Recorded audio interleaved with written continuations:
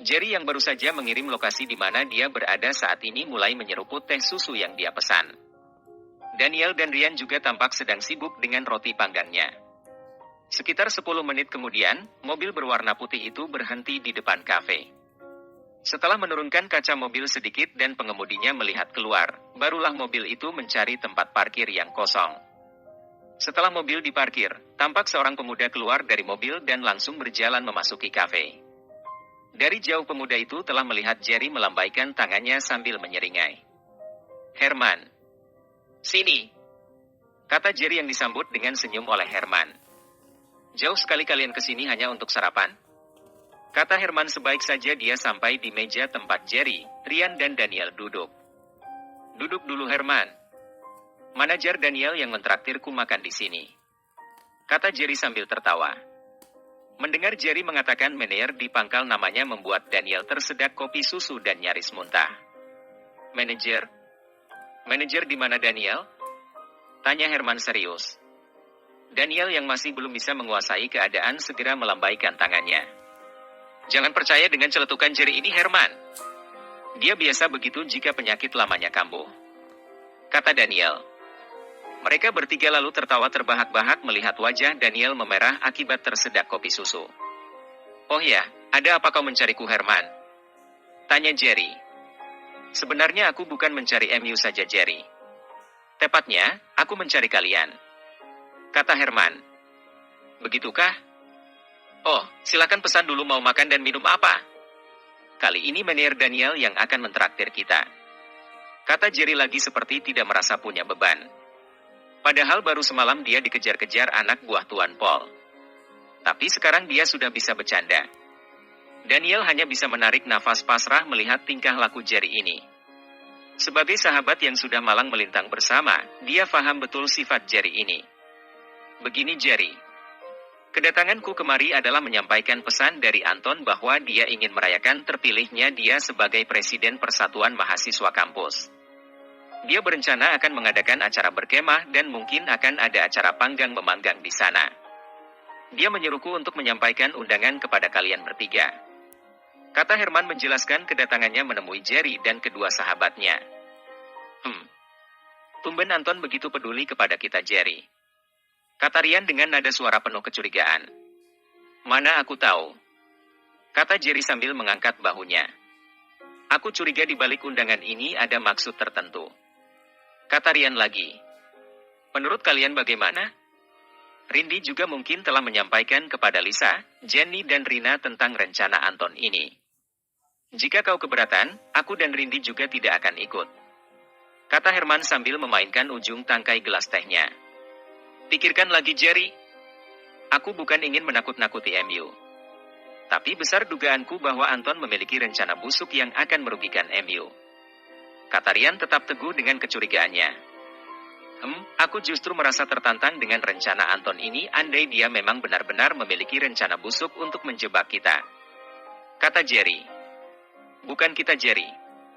Tapi kaulah yang akan dijebak oleh Anton," kata Ryan lagi. Tunggu. Sebenarnya ada apa antara Anton dan Jerry ini?" tanya Herman yang sama sekali tidak tahu menahu masalah kemarin. Sebelum menjawab pertanyaan Herman, Ryan terlebih dulu memandang ke arah Jerry untuk meminta persetujuan. Ketika melihat raut cuek dari wajah Jerry, Ryan pun mulai menceritakan bahwa 3 hari yang lalu, Jerry dikirim oleh Tuan Ronald bekerja sebagai mata-mata di lokasi proyek Hill Street. Dan Jerry ketahuan di sana. Namun sebelum Jerry ketahuan, Jerry terlebih dahulu telah melarikan buku laporan dan memory card yang berisi semua file keluar masuk bahan material di perusahaan itu. Oleh karena itulah maka kemungkinan besar, Tuan Paul meminta Anton untuk menjebak Jerry agar Jerry mau dikirim oleh Tuan Ronald bekerja sebagai mata-mata di lokasi proyek Hill Street. Dan Jerry ketahuan di sana. Namun sebelum Jerry ketahuan, Jerry terlebih dahulu telah melarikan buku laporan dan memory card yang berisi semua file keluar masuk bahan material di perusahaan itu. Oleh karena itulah maka kemungkinan besar, Tuan Paul meminta Anton untuk menjebak Jerry agar Jerry mau mengembalikan bukti penyelewengan yang telah dibawa kabur oleh Jerry dari perusahaan. Kini Herman baru mengerti mengapa Ryan sangat melarang Jerry untuk memenuhi undangan dari Anton. Benar kata Rian, Jerry. Kau tidak perlu mengikuti dan masuk ke dalam rencana Anton ini. Sudah pasti Anton akan menimbulkan masalah dan kerugian kepadamu. Kata Herman khawatir Jerry akan masuk ke dalam perangkap Anton. SSSST. Ada apa Rian? Tanya mereka secara bersamaan ketika Rian menyuruh mereka untuk diam. Tetap tenang. Lihat di ujung jalan sana. Bukankah itu mobil Anton?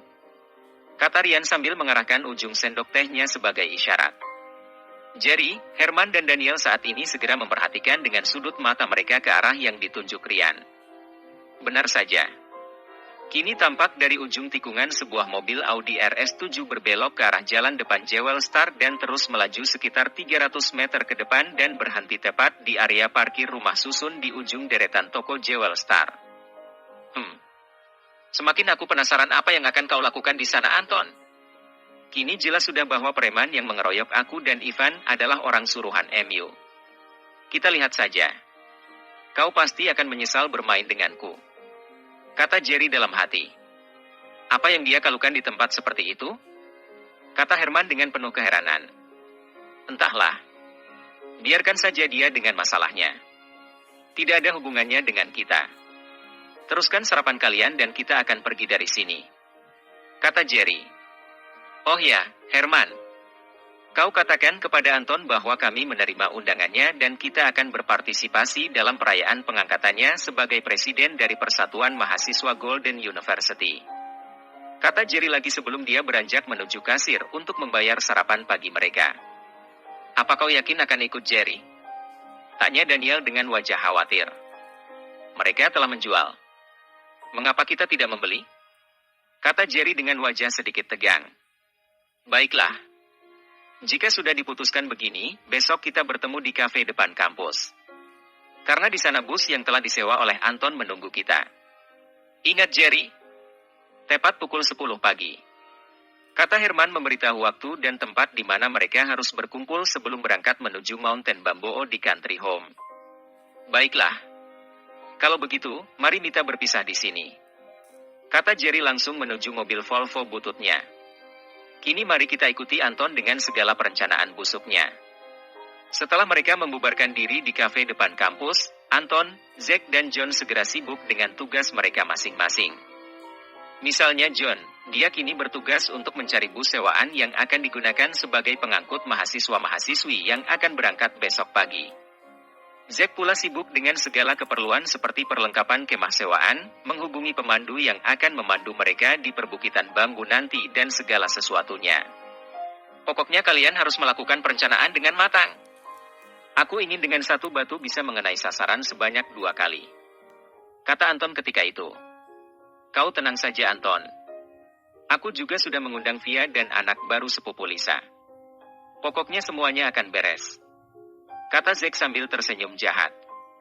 Mengenai sepupu Lisa, pastikan gadis mata duitan itu melakukan akting dengan baik. Dan kalian juga harus membantu beracting agar semuanya berjalan dengan sempurna. Kata Anton memberi arahan. Kami sudah memastikan bahwa rubah betina itu saat ini sedang menikmati uang yang kau berikan kepadanya. Gadis itu benar-benar serigala. Kata John. Baiklah. Sudah diputuskan begini, maka lakukan sesuai rencana. Aku akan pergi dulu. Kata Anton lalu bergegas menuju mobilnya. Setelah Anton memasuki mobil tersebut, maka mobil itu segera melaju ke arah Jewel Star seperti yang dilihat oleh Rian tadi. Anton yang tampak terburu-buru segera bergegas keluar setelah memarkir mobilnya secara serampangan. Dia terus berjalan memasuki lorong rumah susun itu dan berhenti di depan tangga ketika sekelompok pria berbadan tegap seperti sengaja menunggunya di tempat itu. Begitu Anton tiba, dia segera melemparkan amplop berisi uang kepada salah satu laki-laki yang paling depan, dan berkata, di dalam amplop itu ada $5.000 dan sisanya akan aku berikan setelah kalian berhasil melakukan tugas yang telah aku berikan. Kata Anton dengan laga angkuh. Hahaha, Tuan Muda. Anda hanya percaya dan kami akan melakukan semua tugas yang Anda berikan dengan baik. Pokoknya Anda akan puas dengan pekerjaan kami. Kata salah seorang dari kumpulan lelaki bertampang kasar itu. Lakukan dengan baik. Jika berhasil, bonus menanti kalian. Kata Anton dan tanpa basa-basi lagi segera berbalik diikuti oleh gelak tawa dari sekitar 10 orang lelaki preman yang memiliki tampang sangar itu. Begitu mobil Audi RS7 itu meluncur, ke-10 orang berbadan tegap itu langsung membagi-bagikan uang pemberian Anton tadi dengan sama rata. Hahaha. Besok kita akan berpesta. Kita mana pernah gagal. Ya kan, ya kan? Hahaha, kata ketua dari kelompok preman itu diikuti oleh gelak tawa yang lainnya. Bersambung